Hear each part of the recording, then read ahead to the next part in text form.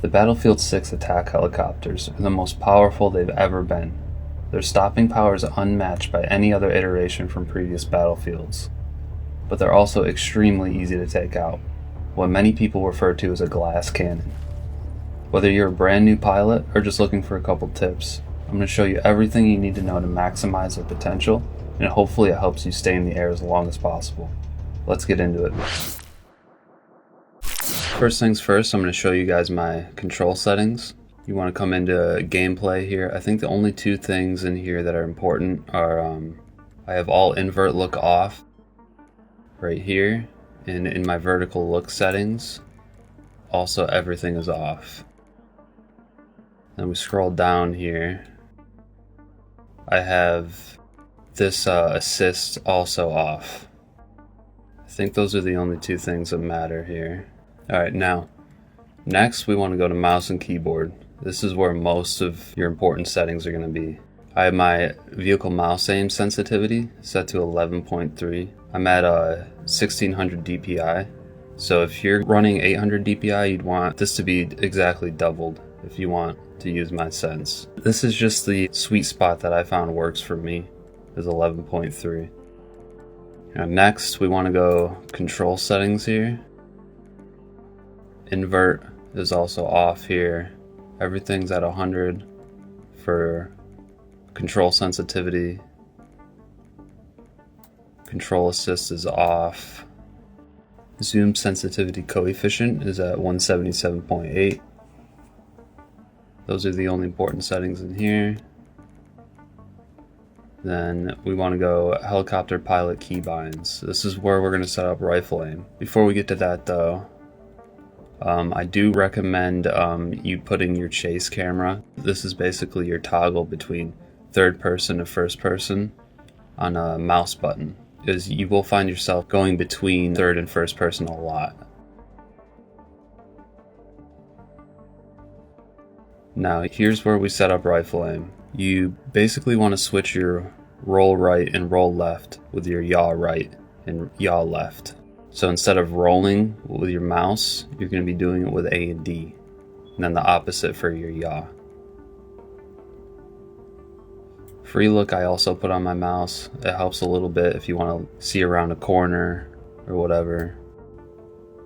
Fire, I unbound this from my keyboard. This was space. So if you do set your pitch up to space, you won't be shooting at the same time you pitch up. For flares, it's just default X, but I do have a macro on my mouse. So I have an extra mouse button that is actually macroed to X. So I flare with my mouse. I just find that more convenient. And then my equipment slot that's usually repair is set to G. Also, another thing you might want to set up is your exit vehicle button. I would move that from E as soon as possible. It's just a disaster waiting to happen. I put it on Y. So it's not too far out of the way if I have to jump out and repair, but it's not right next to my main buttons that I use. Right, so next thing, we want to go into graphics here. This is also very important. You want your vehicle third person field of view to be all the way up, 83. This should be higher. I don't know why it doesn't go higher in this game. But yeah, you pretty much always just want to be able to see more. And that's what this does. Should be it for settings. If I did miss anything, let me know in the comments. I'll answer any specific questions you might have. So if you guys are completely new to flying, you don't have to suffer in live lobbies while you learn. I highly recommend you just join a portal experience like this and just fly around. Fly until you can keep it in the air consistently and maneuver around buildings and cover without crashing. Learning how to fly likely won't happen overnight. You probably won't have any point of reference for this type of mechanic, so it's going to take some time to build muscle memory from scratch. This server is X-Reap's test range. We'll come back here later in the video for heavy rocket aim training. Next thing I want to cover is loadouts. This is the loadout I always use. I almost never change this at all. This is considered like the gold standard loadout for the Attack Heli. It's good all around, good for infantry, vehicles, air vehicles, There's very little downside. The only thing I ever change is if I'm flying on Manhattan for gunner, I will switch from the repair to the scanner here, just to make spotting easier. But other than that, this is it for me. You could switch from the heavy rockets to the light rockets if you're not very good at aiming the heavies yet, but I would just put the time into learning how to aim them, because the overall killing potential is far higher with these. This is just what I like and what works for me. It's all subjective, really. I would just experiment with what works for you and use that. But this is definitely considered the meta, if you will. Alright, now I want to talk about avoiding lock-ons. This is an essential skill you're going to have to develop if you want to be successful in the attack heli. I think of it almost like the game within the game. You and your gunner's objective is to kill as much as you can in between flares. You always want to learn where your safe spots are on each map and how to get to them when the pressure gets heavy. Good examples of these are the valley and the cliff above C objective on Lib Peak, and also the 3 buildings north of the road on Sobek City. These spots not only allow you to regain flares, but also give you the ability to differ your rotations, save time, and avoid the constant loop back to spawn. A very important tip I can give you is to use the under radar mechanic. Under a certain altitude, you won't be able to get locked unless you're painted. Use this to your advantage when you're flying aggressive and might not have time to get to a safe spot before another lock comes. Also, the under radar mechanic can make missiles that are already incoming miss, so it's always a good idea to fly low when you're out of flares. You don't always need to flare either. Be aware of your surroundings and use your environment to block missiles when possible. If you can manage this a couple times here and there, it all adds up, giving you more time to make an impact on the match and less time waiting for flares to come back. One of the most popular ways to fly right now is staying high and fast and utilizing your gunner. Once in a while you'll come across these heli duos, mostly on Manhattan. The pilot stays at a good height to minimize RPG danger, while the gunner farms the kills. This style is extremely viable on a map like Manhattan, and even Lib Peak given the right lobby. This style of play is generally very vulnerable to tow missiles. The next most popular way to fly is almost like using the heli as a jet and strafing with tow and rockets. This can get you into trouble if there's a lot of RPGs in the lobby though. What I like to do is find a nice middle ground and adapt to what the lobby allows me to do. I'll start the match flying as aggressive as I can and see how they react to me. If they start using a ton of RPGs, I'll change how I'm flying and get as much altitude as I can so my gunner can do the work. If they're really only locking, it gives us the freedom to basically fly how we want, as long as there's always a clear route to a safe spot or somewhere I can get under radar away from enemies. Another big question I always get is what your target priority should be. Generally, it should be attack heli first, armor with tow capability, AA tank or stationary AA if it's being used, and then infantry.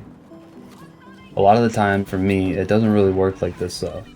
If I'm going for the highest amount of kills I can get in a round, if my team is winning significantly, I'll almost avoid armor altogether if they aren't shooting tows at me, so the match doesn't end too quickly. In the opposite scenario where we're losing, I'm basically solely going after their armor, so my infantry has an easier time taking objectives. Alright, heavy rockets. I get asked about these almost every day. It seems like a lot of you have trouble aiming them.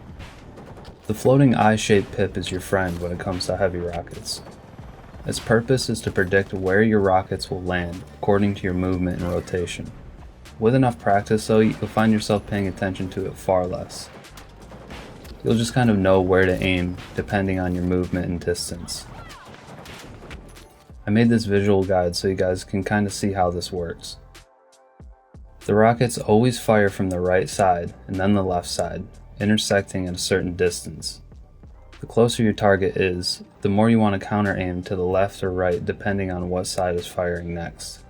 Your target should ideally be lined up somewhere along the middle of this pip. You can screenshot this, or I will leave a link to download this photo in the description. If you're struggling with these, I recommend jumping into X-Reap's test range and just spend some time shooting them at infantry. I would try to fire one rocket per infantry and experiment with different distances and rotations. Also, I would avoid getting into the habit of dumping all your rockets on one person. I know it's extremely tempting to get that easy kill, but it severely hampers your overall killing potential in the long run. If you can get really efficient with them, you'll see your overall kills per match and KPM skyrocket. Once you learn it, it's actually one of the easier things about flying the Attack Heli. Alright, the tow missile. If you want to get really good with the Attack Heli, you have to learn how to use the tow. A good pilot using tow will beat a good pilot using lock-ons 9 times out of 10. There's just no substitute for a one-hit skill shot. This, along with the heavy rockets, is where I see people struggling the most. Although it is the easiest version to aim compared to any previous battlefields, it can still be fairly tricky if you're new to flying. Unfortunately, I don't know of any portal experience at the moment that allows you to practice these against air vehicles in a controlled environment. What I would recommend you do is play a lot of Myrick Valley or Sobek City and sit and spawn and just try to tow every air vehicle you see. Myrick usually has a couple attack helis and a transport in the air, so it should give you a lot to practice with. You want to try to track the missile itself in the air and line it up to your target. Ignore any hood elements and solely focus on the missile. If the target is moving slower, you won't have to lead it really at all. For jets or fast moving helis, you will have to lead a little bit. After a while, you'll learn how long it takes for the missile to travel certain distances. Some people will tell you to use free look while you aim them. And while that does give you smoother movement for aiming, you cannot control your heli while using it. So make sure you're at a fairly level rotation and aren't a sitting duck to an RPG or ground tow. A lot of things I've covered in this video all come down to repetition. You just have to do it over and over and over again and you'll eventually get the feel for it. The harsh truth is, flying these has never been easier. While there are a couple really annoying hard counters to the Attack Helicopter at the moment, now is probably the best time to jump into it for a new pilot. Keep practicing, and I guarantee you, within a couple weeks, you'll be absolutely destroying lobbies with this thing. Alright dudes, thanks for watching, I appreciate every single one of you, and I'll catch you in the next one.